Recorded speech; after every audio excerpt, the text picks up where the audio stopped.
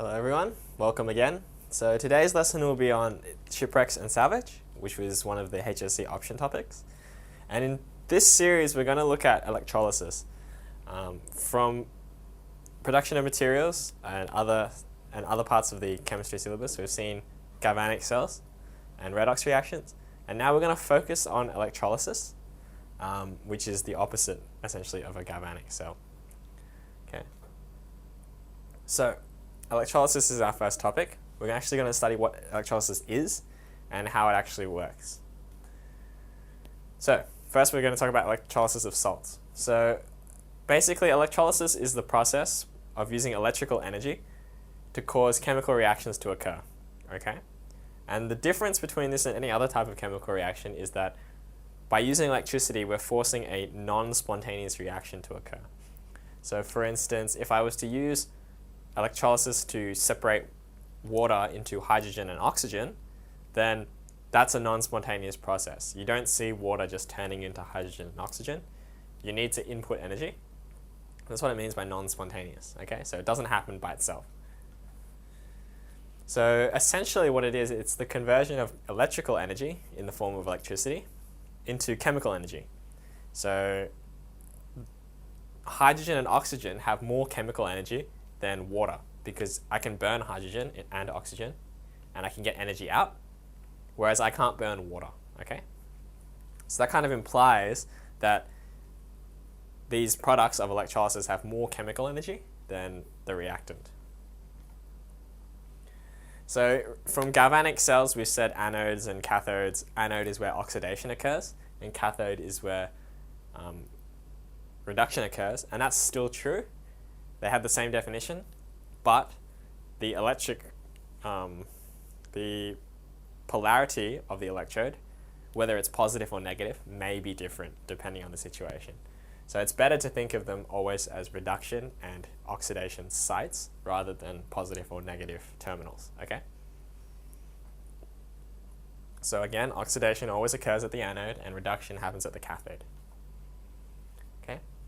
So the electrolysis of salt itself, so any sort of salt, will always produce predictable products. Okay? If I can melt a salt and electrolyze it, then it will give me a very predictable outcome. So let's take the molten salt KCl. So the reduction half reaction will be the potassium ion will take an electron and form the potassium solid, and the chloride ion will give away an electron and become the chlorine molecule. Okay, very predictable outcomes, and the reason is because there's only K and Cl in a molten salt. There's nothing else, so it's pretty obvious what your products are going to be. Now, if we change that and say instead of having molten KCl, we have a solution of KCl, then it's more difficult to predict the products, because the water might preferentially react ahead of the salt. So we could have this reaction happening, but instead of maybe reducing the potassium ion, we could be reducing water instead, because it requires less energy to reduce water compared to potassium. So there is a possibility of that, and that's why solutions are more difficult to predict, because the water can interact before the salt. So for the electrolysis of solutions, let's take the example of NaCl. Now if we assume a very dilute solution, so there's not a lot of NaCl ions, the reaction at the cathode will be 2H plus 2E minus gives you hydrogen gas. And the anode reaction will be 4OH minus gives you 2 waters plus oxygen plus 4 electrons. Okay? And these H pluses and OH minuses are already present in the water, as you should know, because there's 10 to the minus 7 H plus ions per liter. So the overall reaction is just 2H2O goes to form 2H2 plus O2. Now the products will be different based on the concentration of ions. Okay? So electroplating is another application of electrolysis. and it's to do with electrolysis of solutions once again.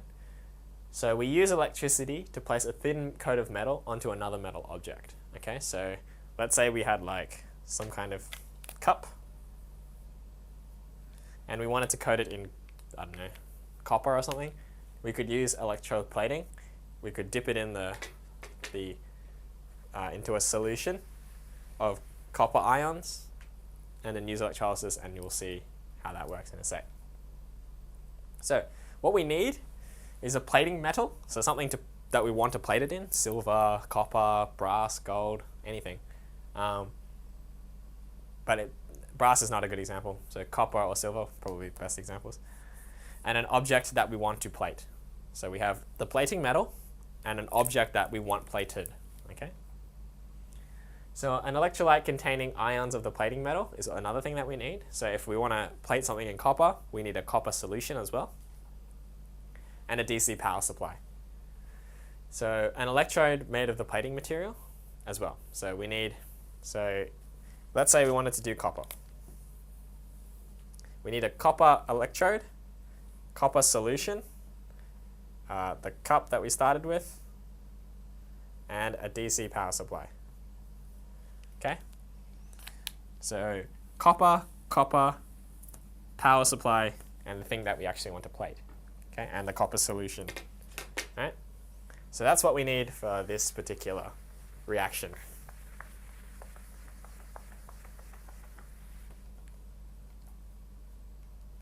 Okay? So an example of copper plating. Let's say we have this iron metal. You can see that this is the copper solution because it's blue. So there's a copper solution, and we have a copper electrode and our DC power supply. So the anode must be made of copper, and this metal oxidizes, and copper ions go into solution. So as you can see, this copper loses an electron, or 2 electrons, and drops down into the copper solution. So the anode reaction will just be the copper solid loses its electrons, becomes the copper ion, and 2 electrons. Okay, so the electrons go around into the battery, and then end up on this side as well. Now the cathode is the object that needs to be plated. So here we have this electrode we want to plate in copper, and we call that the cathode. Right? We want it to be coated in copper. So the cathode reaction is just the copper ions that were here.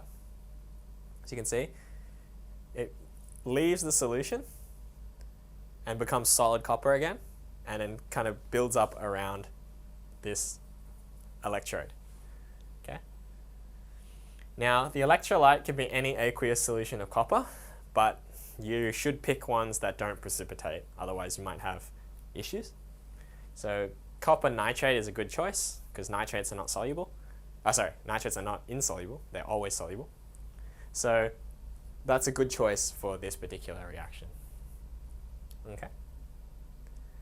And that concludes today's lesson on electrolysis. So we looked at the basics of electrolysis and what it is, and we looked at some applications of electrolysis, so to molten salts, solutions, and for electroplating purposes.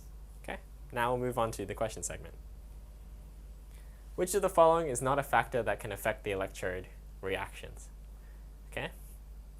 So the nature of the electrolyte will definitely have an impact. So if we don't use the right electrolyte, we may not get the correct reaction. The electric current, the concentration of ions present will of course affect the electrode reactions, as I mentioned, because the water might electrolyze before the ions. So that leaves these two. And so the nature of the electrodes is important because it could react with the solution. So the only thing that doesn't affect the electrode reactions should be D, the electric current. Okay, so the amount of current that you put in has no bearing on what actually happens at the electrode, because the current is just a measure of how many electrons are going in. So it won't actually change the reactions. It'll just happen. There'll just be more of them happening at any one time. Okay. So what energy conversion occurs during electrolysis? Well, it's not heat to chemical energy. It's not chemical energy to electrical energy, because we know that we're using electricity to generate chemical energy. And it's not electrical energy to heat energy, because that would be like a resistor. So it must be C. It's the conversion of electrical energy to chemical energy. Okay. So list reasons why electroplating is used. So why would we want to use electroplating? Well, this is the most sort of obvious one. It's the one that is quoted the most. To improve the appearance of certain objects. We want to make things that are made of cheaper materials look better. Okay, so something made of steel coated in silver looks better than something that's just made of steel. Sometimes we want to protect more reactive metals with other metals, so nickel plating or maybe gold plating or something. We want to protect the metal on the inside. And sometimes it can improve the mechanical properties of items. So if we coat steel with something, it could make it stronger, or it could make it harder, less resistant to wear and tear. So we sometimes use it to improve the mechanical properties. Okay. So electrolysis is often used in the refinement of mineral ores to produce pure metals. Why is electrolysis preferred over other chemical processes? It's an interesting question. For instance, the aluminium industry uses a lot of electricity a year to generate pure aluminium. Now the question is, why don't we just use another chemical process that uses less energy? So firstly, mineral ores are pure metals bonded with oxygen or other elements. So that's the first thing.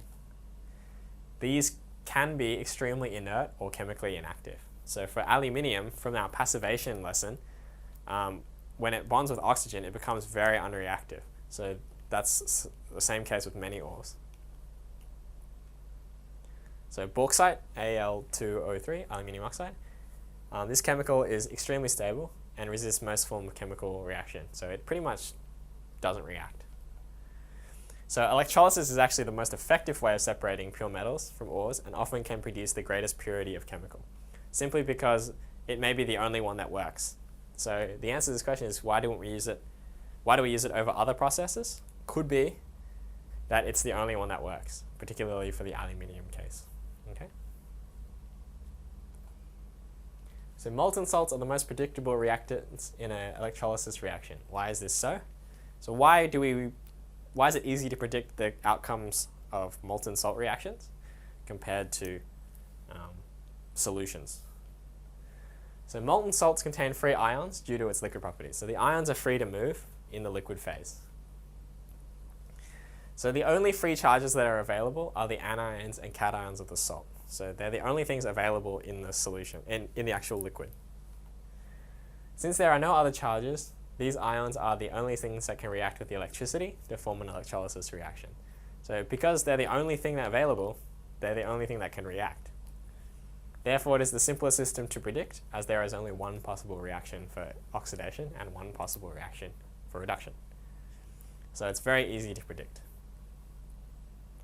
So that concludes today's lesson on electrolysis. We've looked at the applications and the mechanism of electrolysis and what conditions we need. So in the future lessons, we'll look at how we can use electrolysis for other applications, such as cathodic protection. So I look forward to seeing you at our next lesson.